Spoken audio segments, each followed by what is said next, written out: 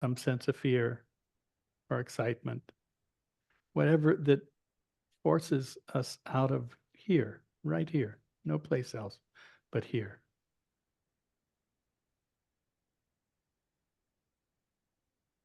And when we put our attention here, we simply allow that knows, the knowing itself, to be aware of the simplicity of the body, the location, and the movement.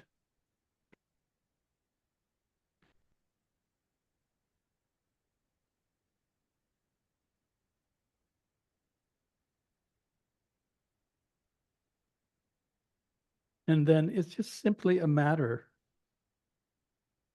of staying here.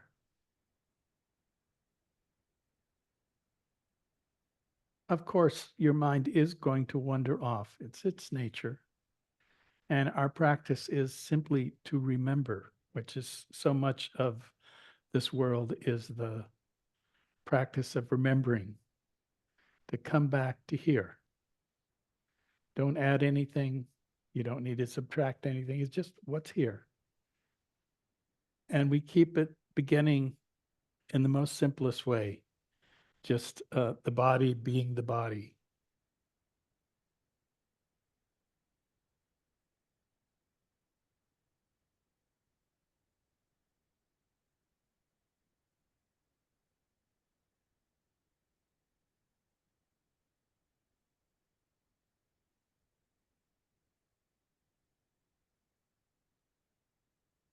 So traditionally, there are four kind of stages of awareness, and they are, in some sense, uh, quite simple. The first one is just the body and the senses, and then this word insight or seeing into the nature of the conditioning, and that's the vipassana, second piece of it. The third piece is just open awareness. Oh, can I just be here and not attach to anything? Free everything up. And the fourth one is it could be just referred to as naked, not with anything awareness. But we start with the simplest, just be in the body, note where you're sitting, note the body. And as you progress, particularly into the Vipassana, they talk about it as sometimes as there's a kind of a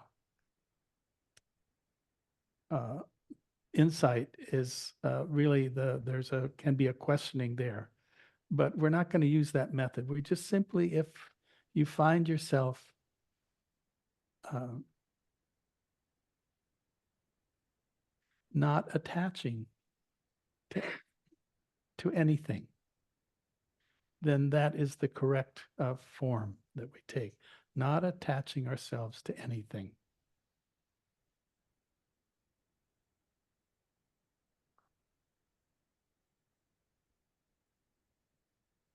And then as we don't attach ourselves to anything, then there is that is aware or knows.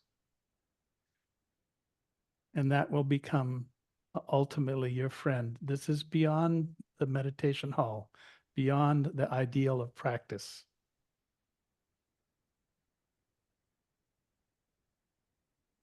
And that awareness blankets everything. There's no way to get around this. It's something you were born with. It will stay with you till you die.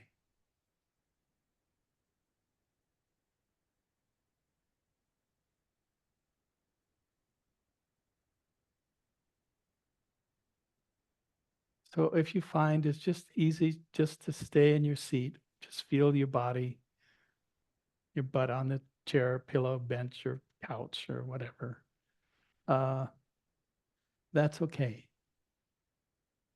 Because the ideals here is just to stay as present and as aware as possible.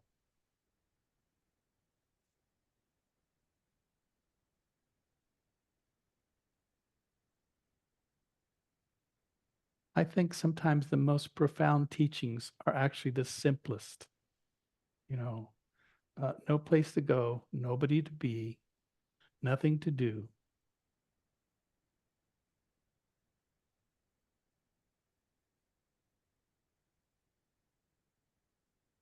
And just always arriving here. Wonderful word, here.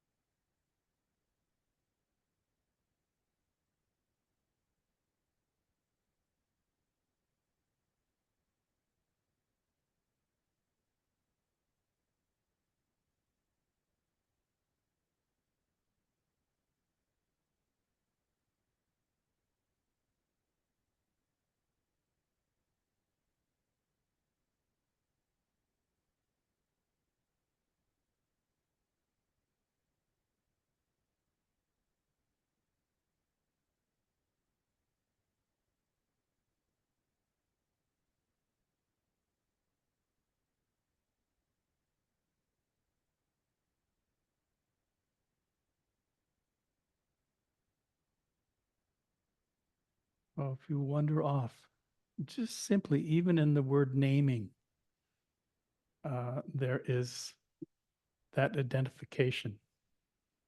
And what we're really trying to do is just simply stay in the present without any concepts, liking or disliking, but simply to be here.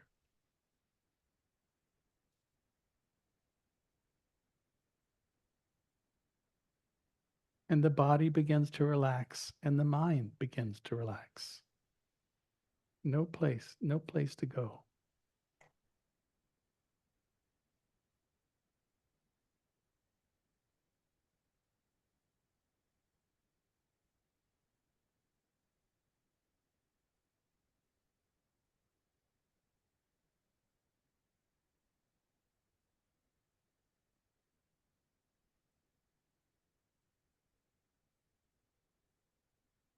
And if you find yourself wandering off,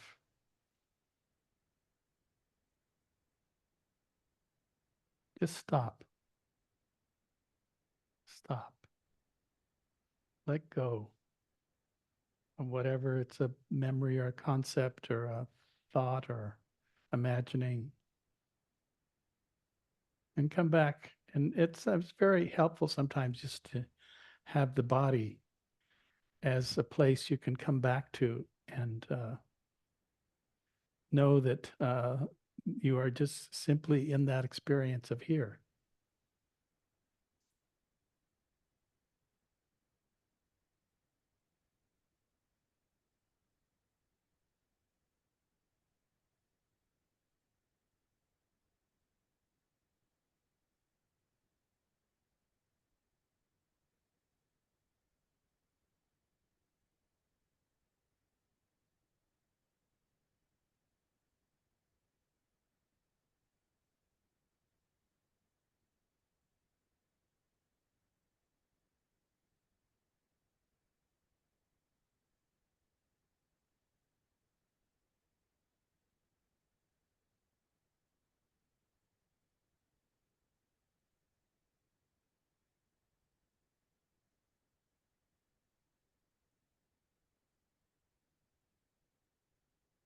So as the mind adjusts to being simple, to being here,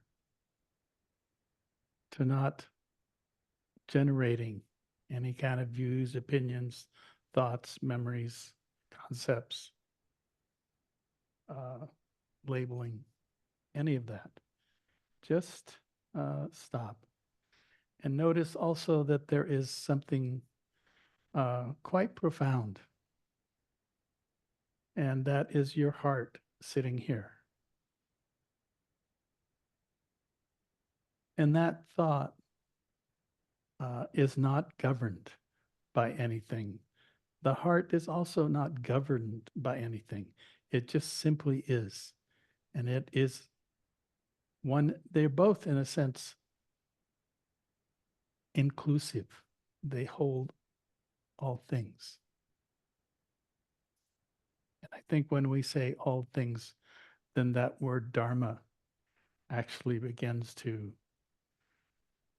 germinate. It begins to make sense that we're living in this flow, this Dharma of here and now, with a sense of release and a sense of heart.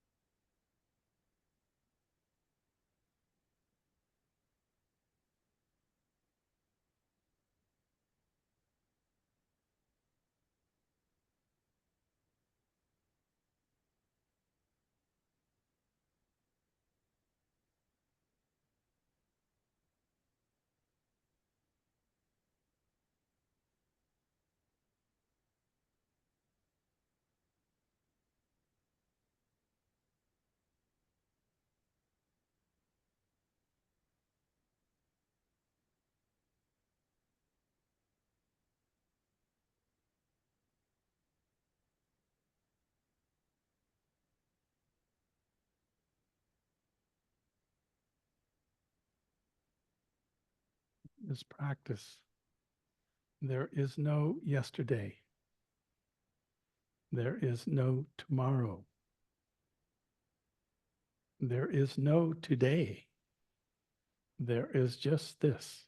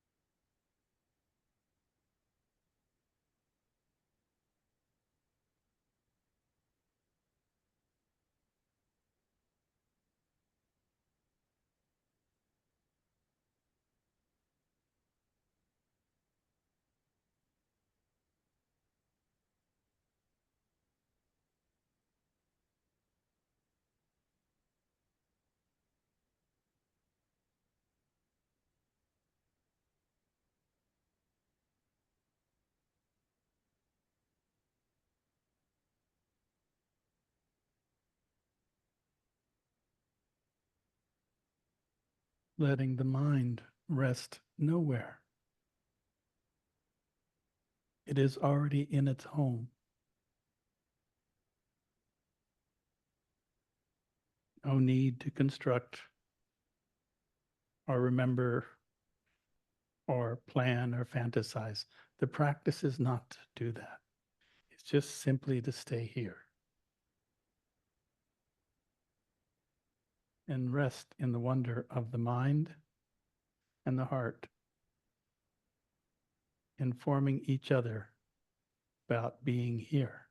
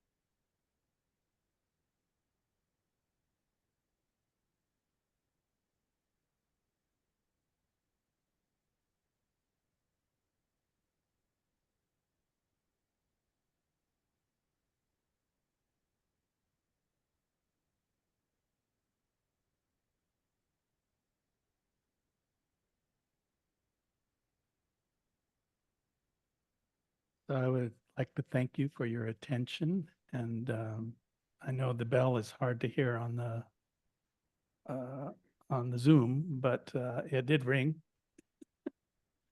So let's see here. Announcements. No announcements now. So we're just going to take a break, and the break is in silence. And if you don't,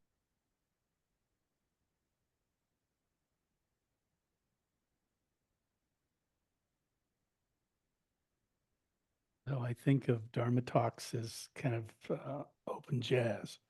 You know, it's you never know what you're going to get. You know, I don't either, but it always seems to because it is. Dharma is the nature of things, and somehow the fluidity of being these bodies are natural things that we kind of do weird things with, but ultimately they are nature. And so, in a way that we come to the practice is sitting and listening or being in nature. So, this is a great piece. This is from Lao Tzu. Always we hope someone else has the answer. Some other place will be better. Some other time it will all turn out. This is it. No one else has the answer. No other place will be better. And it has already turned out. At the center of your being, you have the answer. You know who you are. You know what you want. There is no need to run outside for better seeing, nor to peer from a window. Rather, abide in the center of your being. Rather, abide in the center of your being.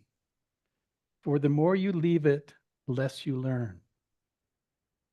Search your heart and see the way to do is to be. Lao Tzu. Isn't that wonderful? So tonight, I just I'm going to play, which I do anyway. So, but I really was looking at these four foundational pieces that have to be explored on some level. And the first one is just we have to collect ourselves. And so much of this practice we do here is we collect ourselves. We come and we sit and we kind of shut down our peripheral seeing, hearing, uh, smelling, all that. We cut that out to just a very simple thing. And that kind of simplicity then becomes the foundation of our kind of our beginning practice. And I'm thrilled that that you want to come and shut up, you know. Now, the thing I know also is that yes, yes, okay. So you sit there very quiet, but I don't believe you. You know, I know there's all this jab, jab, jab going on. And my job here is to minimize or close down some of the peripheral stuff because it's endless. If you haven't noticed, it just goes on and on and on. And pretty soon, you start, oh my God, what have I got myself into called life, you know? And, but once you really start to settle in, and this is really, I think, the great art of, they talk about it in different terms. One of them is samadhi, which is a great term, which is very broad. And another one is concentration. And another, the one I like is collecting, that we come to collect ourselves. And by collecting ourselves, then we have a possibility, you know. Without collecting ourselves, we don't, it's really hard. This is really hard to do, when you're out running around. And so this is, this is kind of I don't know, I was thinking of it as a hen house, you know. We all kind of come in together and we have an agreement that we're going to, number one, we're going to be quiet. Number two, we're going to turn our attention away from what we think, know, plan, fantasize, remember, whatever. We turn away from that and come to, oh, first let's start here, just where we are. So where are we here? Oh, there's the body. And the body is this incredible, it is a reflection of nature. If you look out, everything in nature it's constantly changing and moving.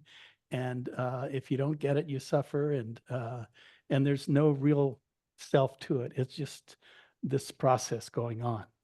And in many ways, we're trying to teach this is just process. The identification, that was extra. We charge for that, by the way. And the rest is just this nature kind of informing us and untangling itself. And you have spent all these years, working so hard to create this identity. I'm a this, I'm a that. I can do this, I can do that. And here you come here and say, I got forget it. None of that's going to work here. The only thing that works here is that you have to turn that knows towards itself,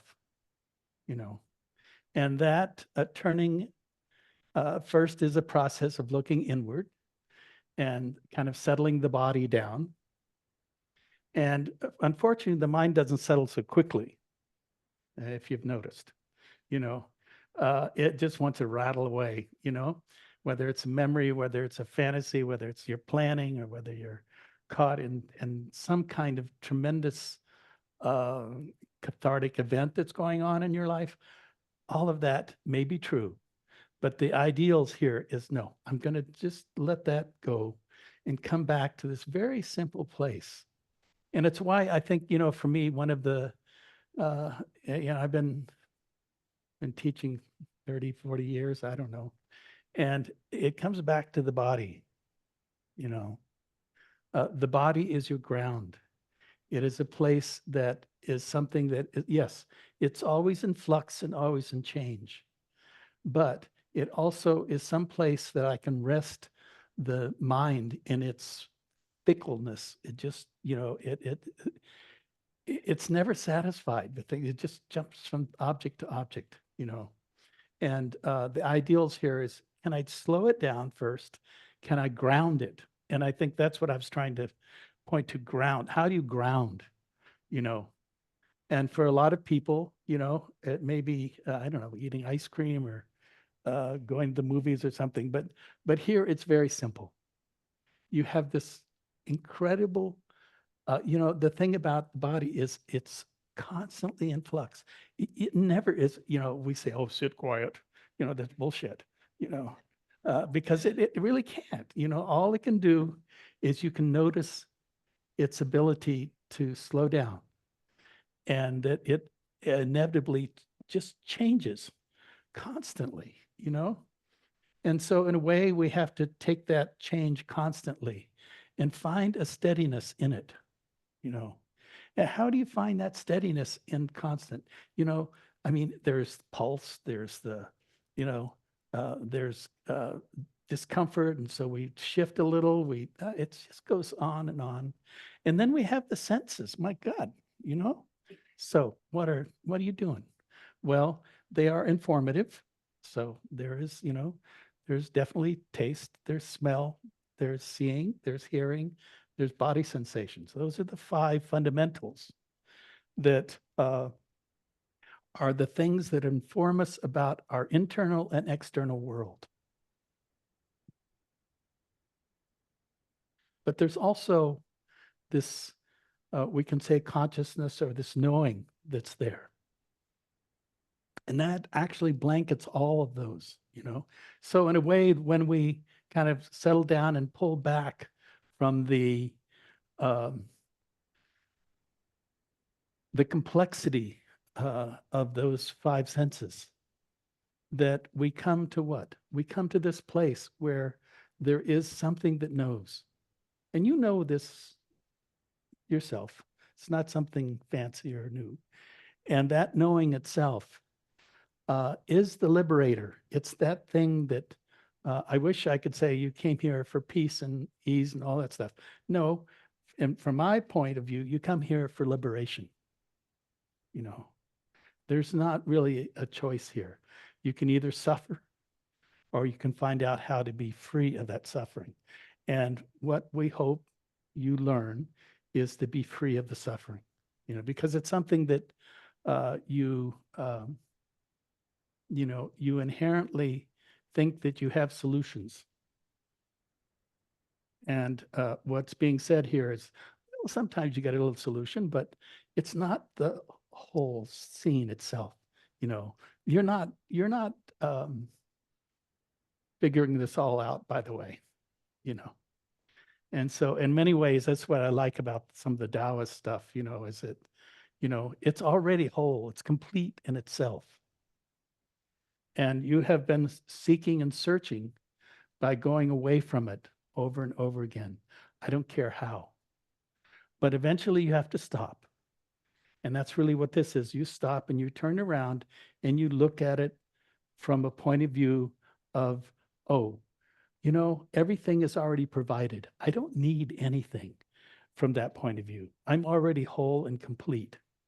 And what I'm doing here is simply a reflection of that, And with that, there's this sense of like, oh, there's a word, enoughness, wonderful word.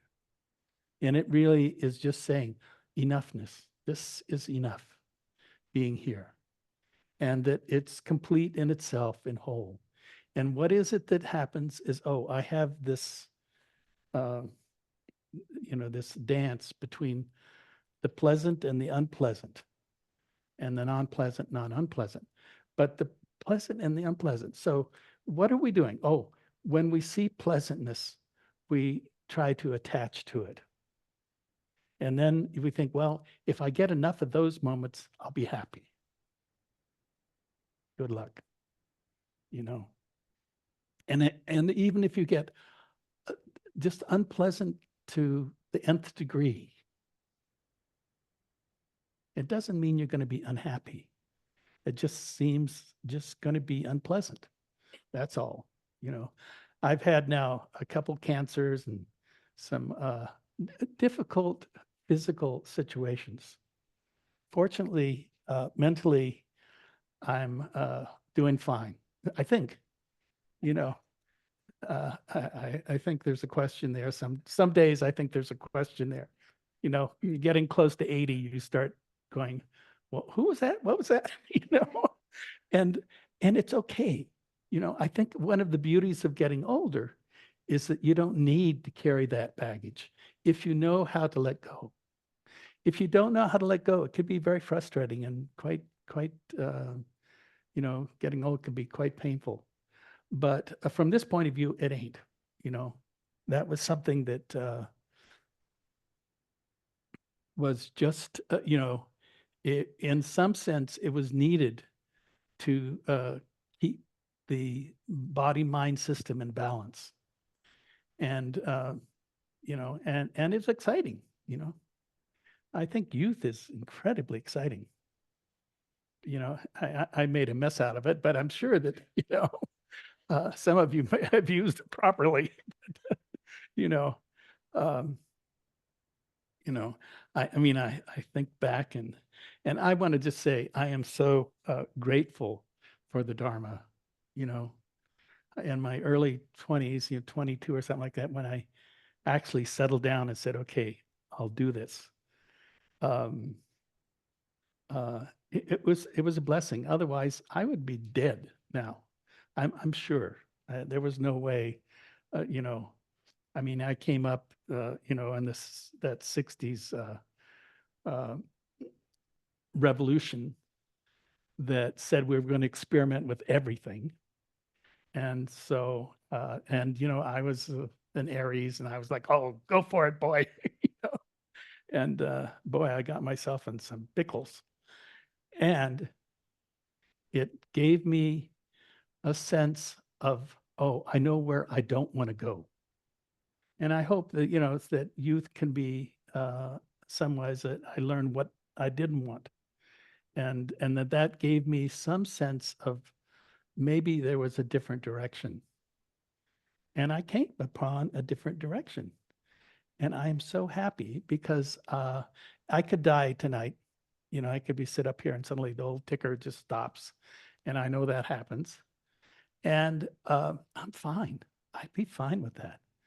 But if I'm here, then I've got to stay in some sense. There's that settling of the body, settling of the mind, which is, you could say, oh, that actually is all temporary because ultimately, what is everything? Oh, everything's in flux and change. So if I get settled and my body gets settled and my mind and my emotions get settled, guess what'll happen? Ba-boom, something will come along and throw it into, I think the word is chaos, you know? And then once we are thrown into chaos, then there is this, you know, we sort of have circle the wagons or, we each have different flight, fright, flight responses that we do. And we need to learn what those are and realize that they are not the thing itself, that this is just an emotional reaction to probably unpleasant circumstances or circumstance we didn't want. And now we have a choice, you know. Are we going to choose to be caught or are we going to choose to be free? And that's the big thing. Are you going to choose to be free? What does that mean? Well, first thing is we have to study. We have to study our internal process. That means that your emotions, your thoughts, how do they work? And how does your body work? And can I find a means of freeing that grasps? Because that's what it's about. It's that grasps. And in some ways, you could say, it would be nice if we learned from grasping, but usually the people just keep repeating the same screw ups over and over. And here we're saying, no, we can learn from those things. And if we can learn from those things, then we really, if you can learn from them, then you have this, and we just simply call it insight. And it's really the second stage that once it's collected, then you go into the stage of insight. And insight, the word vipassana is to see clearly. So it's the world of seeing clearly of what it is that's occurring. And that is an investigative process that actually, this word insight is such a weird thing. You quiet down and you get very still and you turn your attention inwards and then something happens. It's not, and it's not you and it's not me and it's not, the universe is going to inform you very clearly that what is appearing comes from this insight into the nature of the conditioning itself. Okay? The conditioning itself is what? Based on what? Oh, it's based on what I like and what I don't like. And, so if I can just release that desire for that and see that there is a natural unfolding that's happening around that. And that's really insight practices based on the fact that one is not needing to make it or do it, but actually for it to be, in a sense, you could say it's simply, it's released through non-doing, because no doing is every doing is going to create another view or opinion or process. And we're saying, no, none of that. It's got to be, you get still, you get quiet, you maybe from suffering and maybe from, it can even be from pleasure, but that's rare, you know. And then we see into it.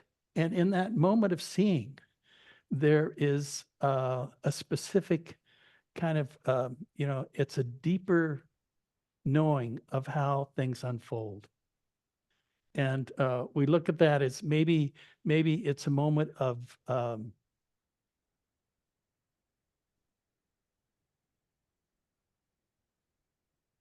mini moment of enlightenment, you know, because it actually happens.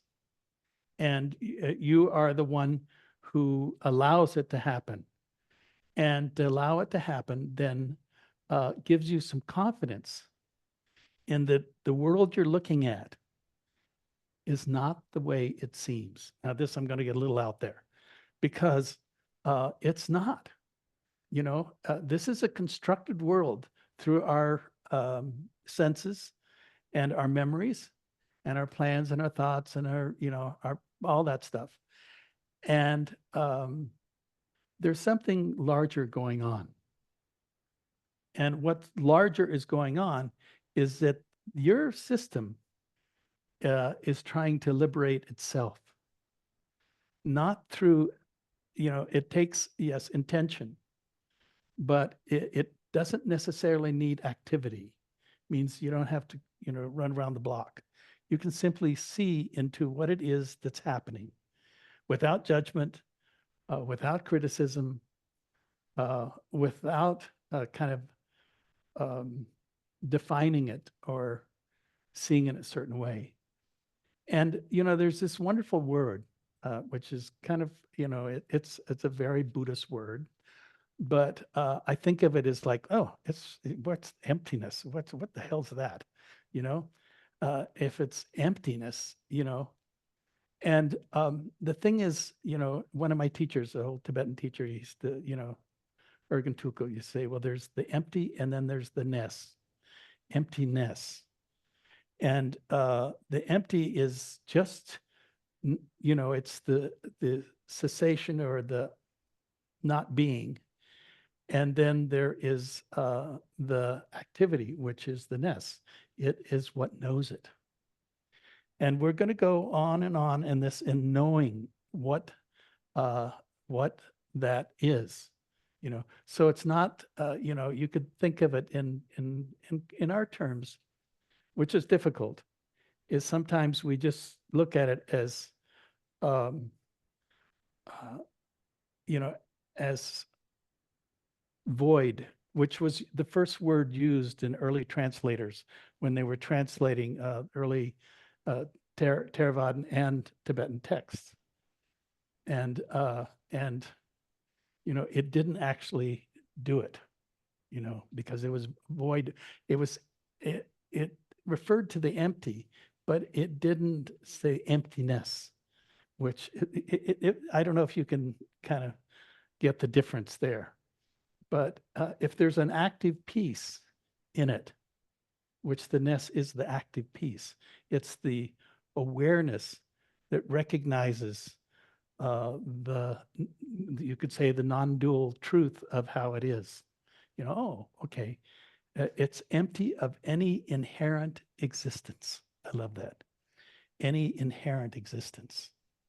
And if it's not, the inherent existence, it no longer qualifies as someone knowing something. It's actually someone not knowing something, And you would think, oh, well, that's not so cool. No, it's actually such a relief not to know, And what's beautiful about this, and this is where it really comes in, is that when we really experience emptiness because there's the language, which I think is pretty roughshod, and then there's the experience, which means that we have freed up everything. So it means you just walked into 10,000 possibilities, So it's not negative. It's actually a positive, you know. Oh, there's all this that I can kind of qualify from it not being something that I know. Really fun, you know. I mean, these things are great, you know. It's a thing about Buddhist thought, you know. It's great fun too, you know. But let's okay. So we have the that insight into the nature of all conditioning, and we begin to see into, you know, it's just like looking at the life of a tree or a flower or the earth or a stream or the rain or the clouds. Everything is in this cyclic existence that we know, and and it is in constant flux. And so, what is there to attach to?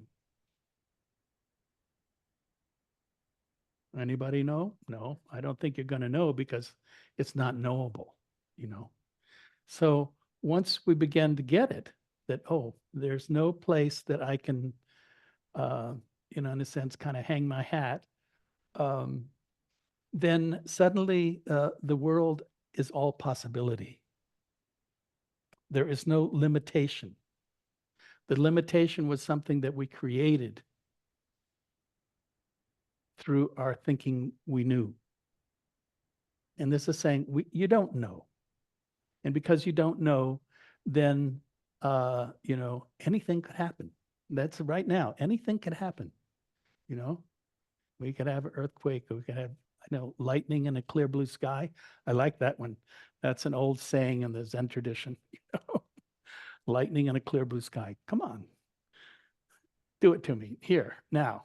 You know, uh, and the other thing I'll say, you know, so there's that the insight into the nature of all conditioning. And then there is, we can say, there is, and I'll use the word pure awareness, you know. And pure awareness, you know, this is what I always talk about anyway. You guys know it. I always refer to the awareness because it's all you really have. You know, you have these senses, you have the seeing, smelling, tasting, hearing, thinking, feeling, all that, you know. But in essence, you don't have anything. You have lots of possibilities, though. And so, where do you put your attention? Do you put it on the trying to hold on to the past or creating some myth of the future? Or is here good enough? You know, is this it? I want to know, is this it? I think so. I think this is it. And there is such a relief in saying, oh, there's all these possibilities because it's empty of any inherent existence. So it arises out of nowhere and it goes back to nowhere. So wow, I can be relaxed. I don't have to um, you know, chase my tail or whatever, or run out the door looking for something somewhere else. I can actually just be here, you know. And along with that, what happens is that also, I mean, interesting enough, is that once we start kind of, and I'm going to use the word pure awareness because the next piece is also in this vein, but pure awareness is something that I don't know the word pure. I, because when you say the word pure, you also know there's impure. So I'm just going to say there's awareness, and that awareness has, uh, you know, in its nature, awareness is non-attached to things. It just simply is, oh, in a sense, it's a neutral condition that arises, that holds everything, but is not attached to anything. Make sense? You know, and that's the beauty of it, you know? And so it becomes the, uh, you know, you can have moments of this. And they really talk about them as moments of insight. So, ooh, wow, I got it, you know. And what is it you get? How do you get that? Well, what it is you get quiet enough that something deep down in your system lets go. Deep down the system, it lets go. And when it lets go, that comes towards the surface. As it comes towards the surface, it actually illuminates what is here. If that makes sense to you. So it actually, you are in enlightening for a moment, you're in enlightening what's here, you know. Now, not that you won't go right back to being stuck again and, you know, your concepts and views and opinions and judgments and God knows what else. Uh, but you don't have to do that. You know, you can have these moments, and when they happen, you know, thing that's beautiful about this, and I believe you, this is my belief. Okay, this belief system. You've all had this on some level, someplace, and it's what you're doing here. Is you're going, oh, I've had a little glimpse, and now I'm looking for stabilizing so that I can have more of it. And I think that's great, you know, because uh, the truth is that if you do that, you will have another one. You know, these are mini moments sometimes, but those mini moments inform us that there's more here than meets our senses and our thinking, including our views, opinions, and judgments, and all that. You know, and and then we could. That's really the beginning of the path. You know, and then we have to learn how to train our awareness so that it, in a sense, you know, there is two words here. One's detachment, which in when you begin this, you have to go and teach yourself a little bit about detachment. You know, that's just the way it works.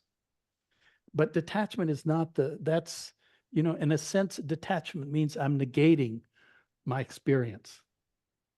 And we're not doing that. We have to start there in doing that. But then as we kind of get more and more into it, then instead of negating, we begin to incorporate, you know, and incorporate means I take in um, more of um, my experience without it needing it to be anything different than it is. You know, this is the thing, we shade everything with our, uh, you can say our history, our wanting, our planning, our fantasizing, our our mental constructions, all that, you know. And this is saying, no, no, I'm going to step back and I'm going to see if I can't stay back, stay away from somehow holding it in a way that, in a sense, kind of captures the past or captures the future. Even capturing the present is not a good idea, you know, because the idea is not to capture, you know, is that we can actually sit here and allow life to live itself, you know. So um, the last thing I want to just say, because there is the kind of this just pure awareness, which is something that we define as not something. And then there is, and the fourth one is naked awareness. And naked awareness is really cool, you know, because it's saying that, you know, if I don't construct anything, then that that's aware it has no protection either, except that it is the awareness itself is the protection. And that protection is actually, you know, you're not gonna the naked awareness, you're not going to harm anything or anybody. You know, it has the precepts built into it. It has um,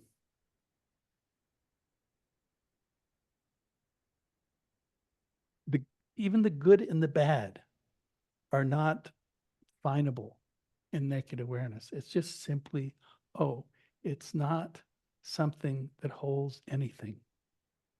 And we can then relax and say, ah, this is enough. You know, I don't need more than this. And so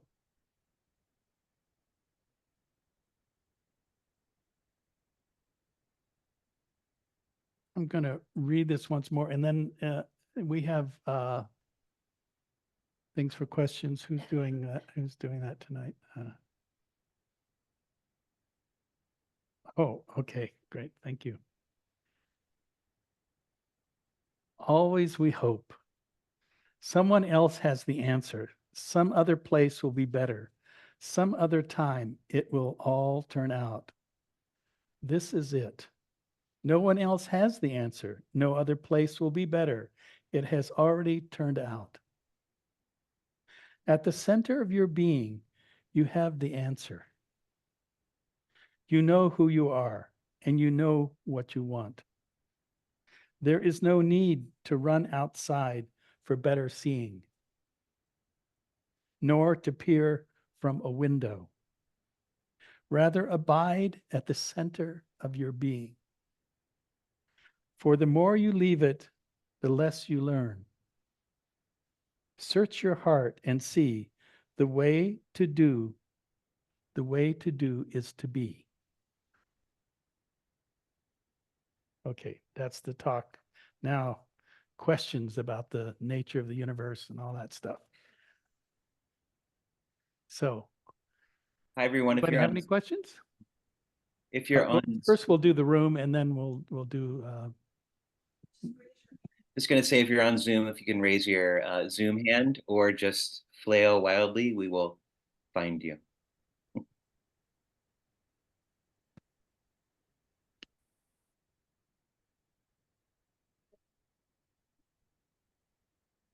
It's not a question, just a comment.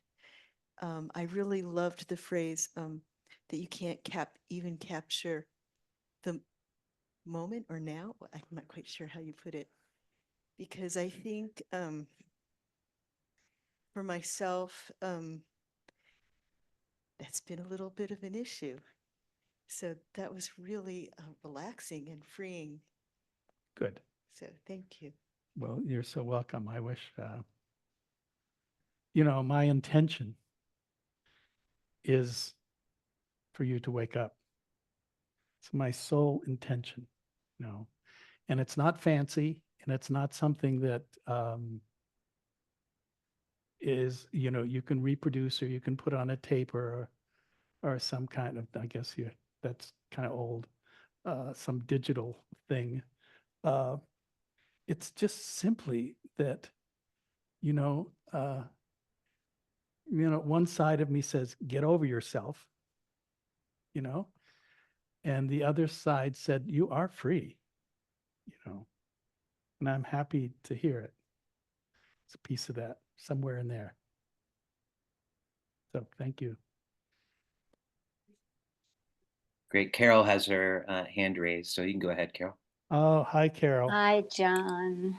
Nice to see you again.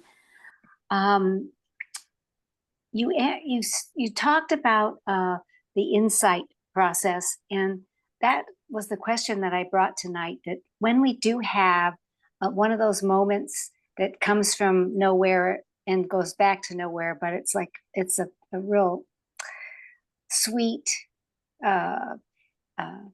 thing that, in a way, like I want to hold on to it, or I want to go back to it, and you talked about you have to just relax and let it go, and it'll come again. And I didn't think of that. Well, it will come again. And Carol, once you know, you can't stop knowing. So this is the beauty Ah. of it, because once there is that, uh, you may not know the process necessarily, but you had a genuine insight, and that insight, um, you know, is liberating something. You don't know what, but it's liberating something. And it's a start. It's where we can keep doing this, you know. So you're saying that you never lose it. That's something. That's something. You never, this is the thing. They say it's the kind of that first moment, and you kind of break, it's like sort of breaking a shell or something, or it pierces the word samsara, the complexity of The things. veil. The Yeah. veil. It pierces the veil for a moment, and then that becomes your, it's like your North Star, and that you will, knowing it or unknowing it, will follow that star. Mhm. You will keep looking for that, those insights or those moments of liberation, or those, kind of small bang theory.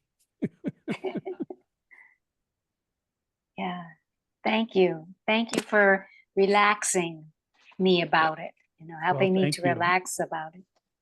Good, because it can only, it can't be experienced through tension. It's actually only available because it is deep in your psyche, and you have to touch that deep place for a moment, and then it has to work its way up to everyday consciousness. And as it does that, and it is, you can say it is, there's a bit of light there. And that light then informs you that, oh, I know what I'm doing. I know where I'm going. How do you get there? How do I get back there? Well, you're doing it, Carol, just by, that's this sitting is, uh, it is the, it's not the all, but it's, Joseph Goldstein used to say that it was, uh, being in the field, and lightning strikes, but you have to be in the field, you know, and we're in the field. This is the field here. And not that, I have to say, some people, it just, uh, I think, who was it? Forget her name now. Katie. Anyway, Cindy. Byron Katie, she had it in a Oh, fine. bathtub, so God knows, the Big Bang, so, hey, it's not one thing. Thank you, John. Thank you. You're welcome.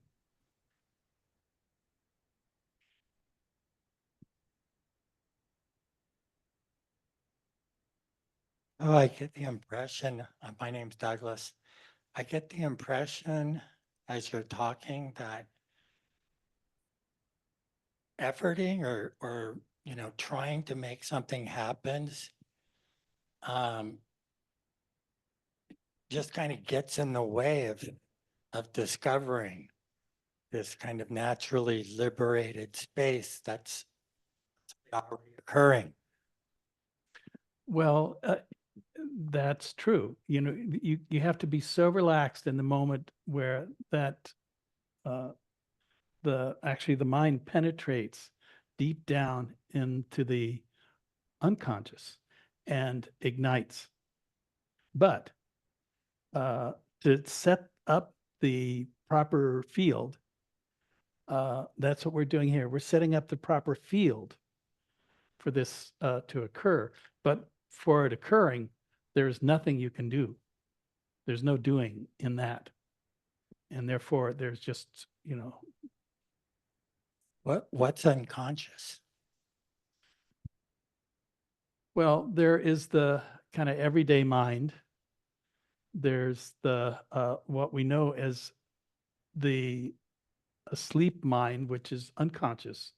And then there is a subconscious, which is something that actually, because awakening has to happen in the subconscious, it has to happen deep in the system. And it touches something and it kind of ignites an insight that then comes up to the surface and is known. And it has to go through a bit of process to get there. And in that process of getting there, for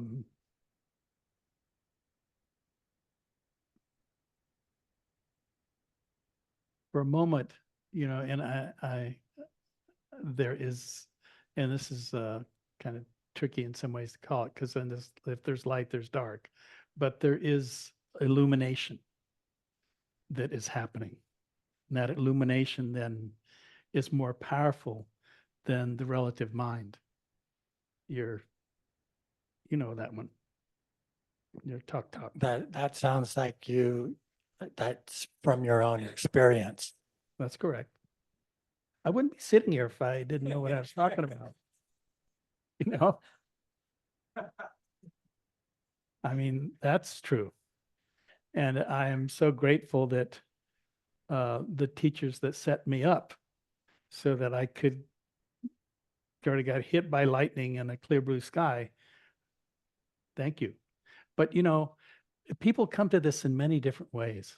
It's like with Byron Katie in the bathtub, or Eckhart Tolle, sitting on the bench in London, for 2 years, just sitting there, so it's, and there are other people I know that, sit for 20 years, 30 years, 40 years, and they really don't get it, because they have some concept of what it's supposed to be. And I'm saying concepts of any kind get in the way, unfortunately, and there's some really good ones out there, by the way, some really fancy systems, and, but ultimately, it's like the Lao Tzu poem there that, you're the one who knows, and you're the one who touches some deep place. Maybe it's in the unconscious, but at some point it'll be in the subconscious.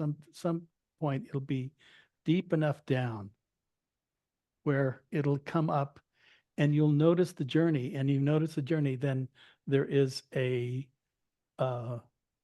learning that happens. And this has been passed down from generation to generation to generation to generation. 2,500 years, almost 26. And one of the things that's true, and I can say this, but is a lot of times it has to be, you have to be in the field of someone who is, So, and that's just the way that works, And, but I trust it completely. And I trust you completely. This is not something that you aren't going to be able to do. This is something doable, And yes, it's true. I was reading actually this afternoon about how some of the Thais, the young Thais, that they look at the whole awakening and enlightenment thing as really boring, number one, and that not possible,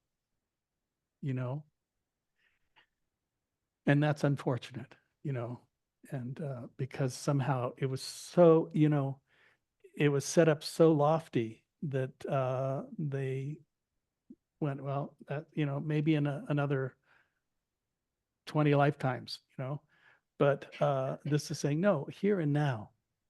And I think that's the loveliness of these teachings, is it's here and now, and therefore it can happen here and now. It is not destined for some other time or place. So, thank you. How are we doing? Please. We have another question on Zoom here. So, Meryl, if you'd like to go ahead.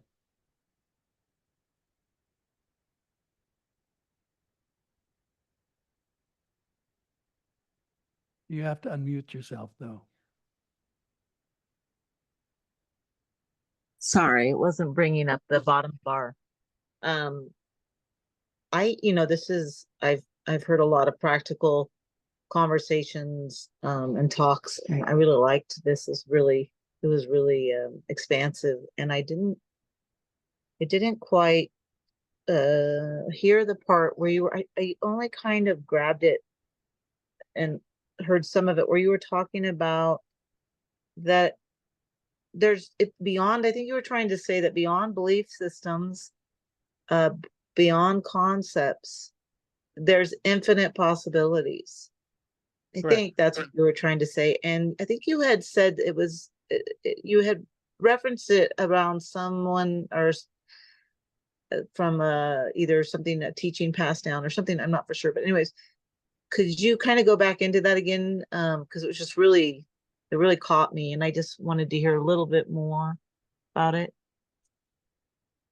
Okay, I'm gonna you're gonna have to redo the question again. I kind of spaced out. That's what happened to me. But anyways, I was just saying that I really, so this idea of that, if you, almost like you were trying to say that if you stopped all this thinking and all these ideas and these belief systems, and you were not in this, there's another possibility going on here that's infinite. And go ahead. That's correct. Because all of our thinking is dualistic. It's based on this or that.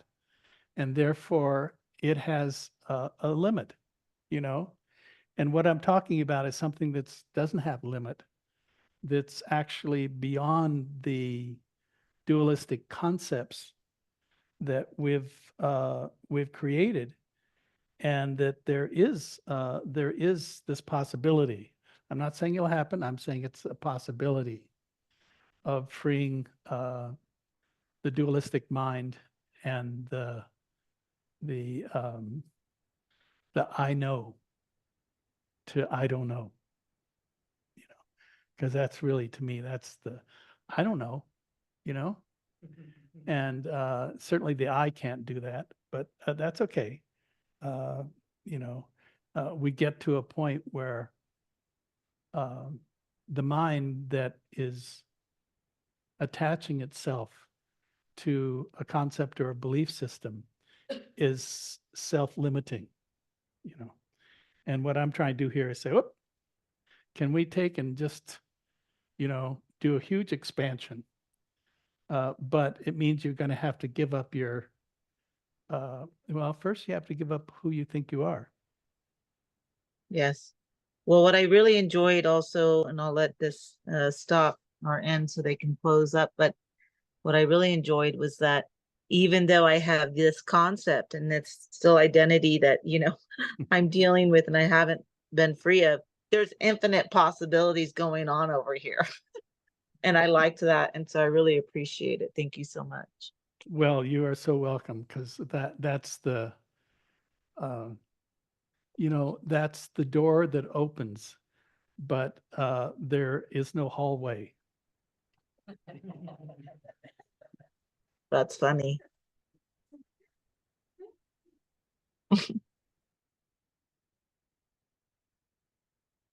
Please, how are we doing here? I can't see. Oh, we're getting there. Okay, last question. Or last something. When you were sharing about having the sense of enoughness here now,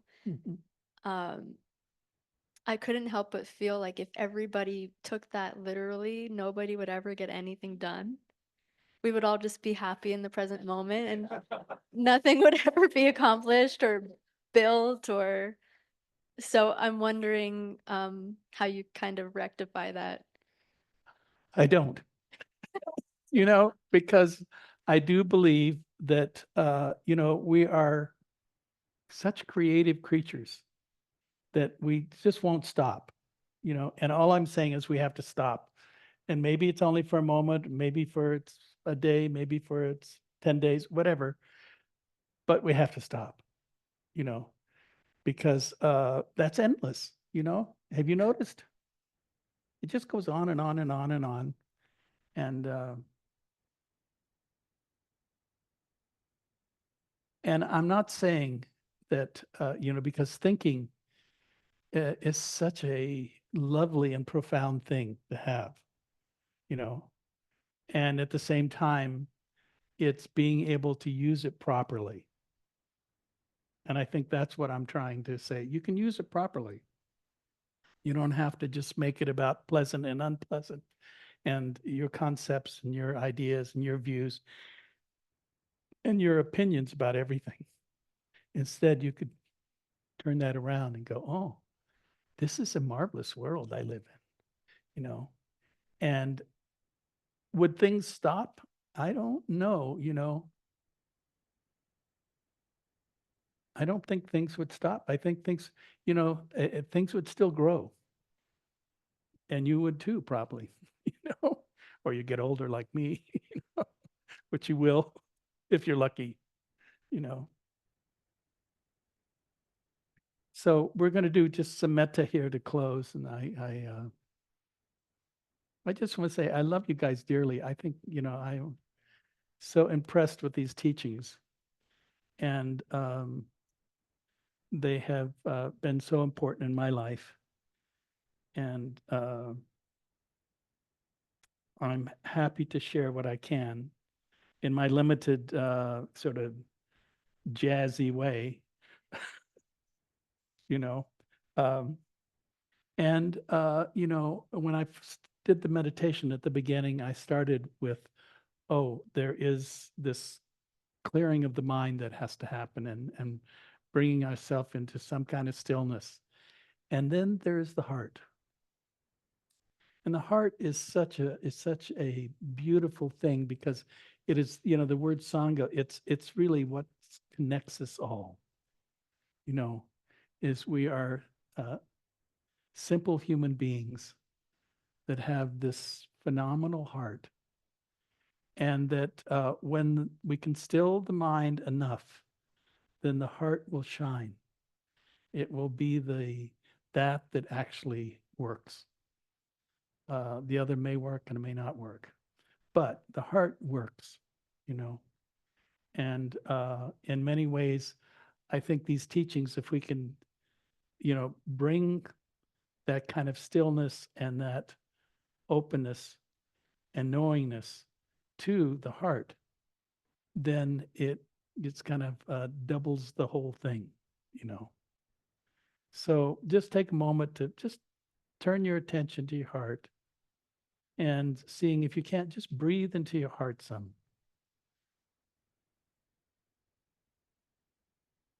A place where there's not judgment, there's not comparison.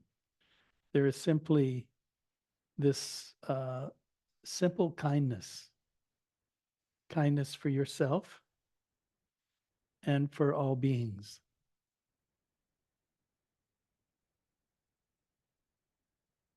So may I live with an open heart. May whatever clouds my heart be dissolved.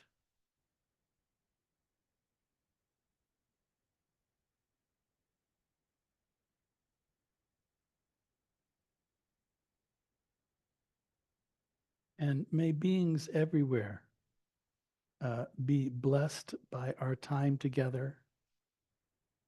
And may we be blessed by our time together.